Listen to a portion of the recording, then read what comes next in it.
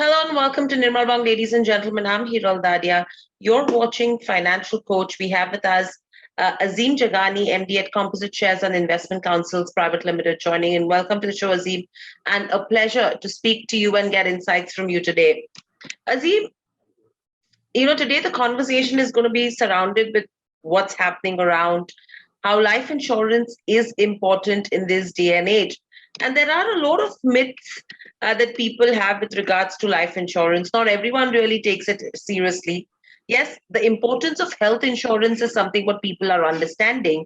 However, a lot of people don't believe in getting life insurance as such. What are your thoughts so far on it? So as you said earlier, people were even averse to getting a health insurance and Mediclaim. But now because of this COVID and pandemic, people are getting enlightened to the fact that yes, health insurance is important. Now also due to the loss of lives and the loss of income due to the pandemic, people are getting also aware that yes, there is a need to have life insurance. But there are many misleading ads, that's the problem and there's no proper professional financial guidance and planning. So that's where people are going wrong, I'm afraid. Right. So, Azim, do you think there is still a lot of hesitation, confusion, and denial before purchasing life insurance as of today? Yes, there is. The market is, you can say, very virgin because there are people who got a bad taste, of life insurance because they've not taken into consideration their income, their dependents, and they don't have a good idea about why you need life insurance as such. They look at it from a different angle, as in from an investment point of view. It's which I wouldn't suggest. You can look at life insurance just for by way of for protection, of the breadwinner, and not as an investment or generating profits or generating income out of life insurance. Right. So, according to you, what are the key things one needs to understand, and why does one need life insurance according to you? So, income protection of the breadwinner, as I said earlier, for his family, for his loved ones, so that they don't face at least, a financial crunch or a financial situation in case of the absence of this breadwinner or his dependents. God forbid the person is not there. They are anyway in an emotional turmoil. And at least this financial crunch or this financial turmoil, they will not be in after the passing away. God forbid the person is not living anymore, the breadwinner of the family, the income generator, I mean. Right. So, Azim, there are, I think, almost 5, 6, 7 kinds of life insurances which are available right now. But before we get into that, what are the factors that one should consider according to you when it comes to getting a life insurance policy? So it's very important to see how much the individual earns, what is his age, how many dependents are there, whether it's a dual income family or whether he alone is or she alone is supporting the whole family and all the dependents. What is the debt that person is in, how much EMI or loans that person has taken, and how much premium commitment you can have and get tied up to, because you have to keep paying premiums to keep your policy on. So it's a commitment at the end of the day. So you have to look at all these factors before you tie yourself up into a commitment. Right. So overall, right now, taking into consideration, in terms of life insurance, there are 2 things. One is someone when is looking at the benefits towards retirement, and second is when you're planning a life post death to your family survivors. Taking both the aspects into consideration, how should someone actually decide as to what percentage? Like, for example, if I'm planning to say give 100 rupees a month with regards to life insurance, how much should be the quantum that should be going towards, before I die, where I get a return, and how much of it do you think should be going, as an investment for the survivors in my family? Sure, that's a very good and valid question. And so it's so there are many different ways of looking at this, but the way I look at it and the way I would suggest or guide my clients is, I'll give you a simple example. Let's say there's a person who has an income of 1 lakh rupees. Mm. So there is no hard and fast rule as to how much you have to save in mutual funds or in fixed deposit or in life insurance for that matter, depending upon your need. Each person's need, each individual's need and financial plan is different, just like a thumb impression, you know. So being that said, let's say I or an investor has a 1 lakh rupees income. What you can do is you can multiply that by 12 months. By 12, so you'll get, let's say, 1 crore 20 lakhs approximately. And you take a plain vanilla term insurance. So God forbid that person is not there. You can put that his family or his dependents immediately can put that money in an FD and they can generate 8 to 10,000 rupees per month, you know, at least for starters. Or you can increase that amount, because nowadays 5 crore covers plain vanilla, the premiums are not much. However, let's say out of that 1 lakh, he allocates 10, 15 or 20,000 max to a nice big life plain vanilla term cover.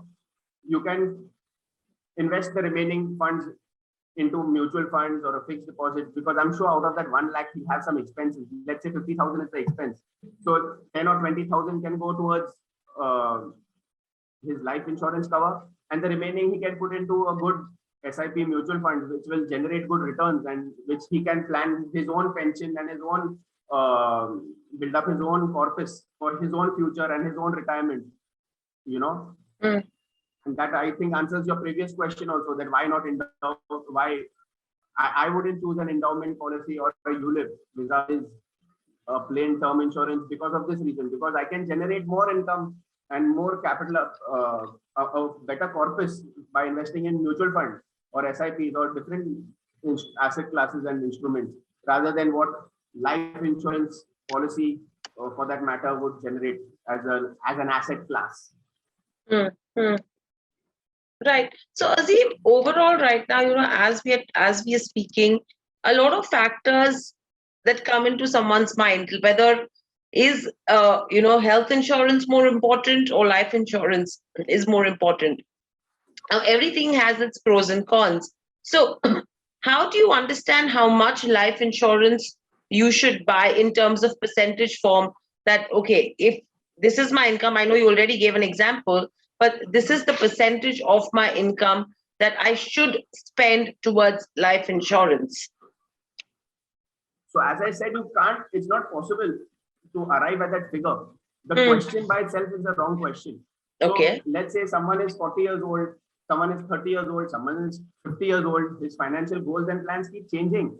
So Correct. Depending upon that, he needs to understand that, let's say a person who's 50 years old will have to spend more on a premium than what a person who's 30 years old is.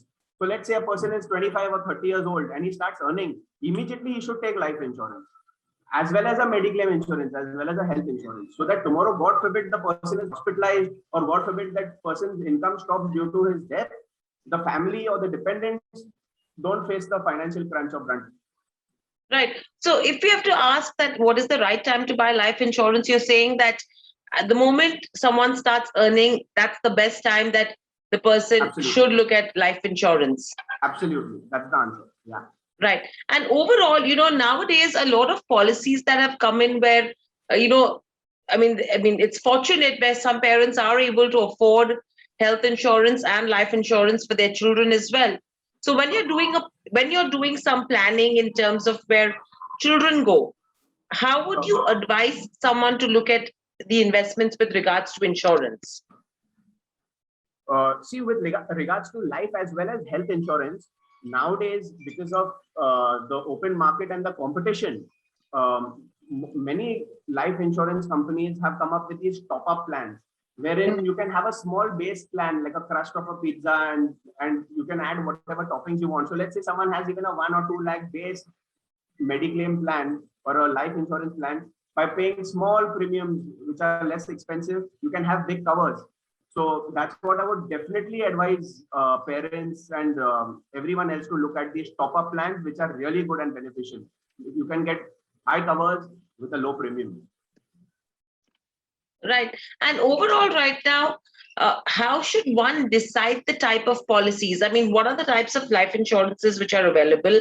And out of them, which are the ones which are beneficial towards retirement planning and which are the ones which are beneficial mainly towards, your survivors? Sure. So the vanilla term insurance is looked at only for the protection of income of the breadwinner of the family. And these other endowment plans, ULIP plans, pension plans, annuity plans, these are for the person's future after retirement or annuity. So I look at it in a different way, as I told you earlier. I wouldn't design my pension plan or I wouldn't design my annuity plan with a life insurance tool. I would look at other avenues like mutual funds or FDs, depending upon the age and the need of the person, how much income he needs per month. Every month needs are different. So I feel all your needs cannot be satisfied by one financial instrument or one asset class, which is life insurance. You need to look at the whole plan holistically. And yes, life insurance is very important, but only for protection of income. In God forbid the person is not there. It is not meant for corpus building or annuity planning. I'm not in for that. Many people are. I know there are lots of endowment policies and ULIPs in the market, and maybe the insurance companies will hate me for saying that, but I don't look at it that way. Right. So if I have to ask you, should one buy insurance for protection or insurance for investment or both? What would your answer be? Only protection. Only protection. So, hands down. Right. And if someone hypothetically wants to, bifurcate their funds between insurance for protection and insurance for investment, what should that quantum, that ratio of divide be? So again, you have to understand how much that person is earning.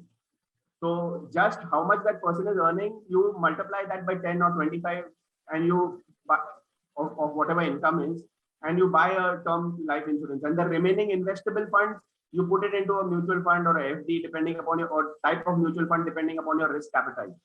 So that would be the ratio.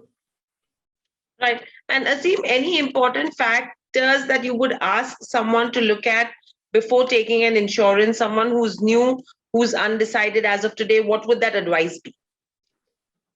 So the advice to that person would be, if you have, you first look at your income, look at your age, look at how many dependents you have, and then you multiply your income by 10 or 25, and then you buy a plain vanilla term insurance with or without return of premium is irrelevant. And the remaining money, whatever you will get your ratio in that calculation, and the remaining money, investable funds, which I mean, you deploy it into good, solid, fundamentally strong mutual funds which have a good track record, a good fund house for income generation and corpus building for your future. Absolutely. And that's great advice, Azim, coming from you. And I think the key takeaway is that people need to start taking health insurance and life insurance seriously and take insurance as a protection and not as an investment. There are a lot of other avenues of investment which are available in this day and age, as Azim was mentioning, that yes, you have mutual funds, you have other aspects, and that's where you should invest your surplus. Thank you, Azim, so much for joining us on the show. A pleasure to speak to you and get insights. Thank you. Stay safe and speak to you soon. Yeah, have a good. Subscribe to our YouTube channel for in-depth interviews of India Inc. and press the bell icon so that you do not miss our updates.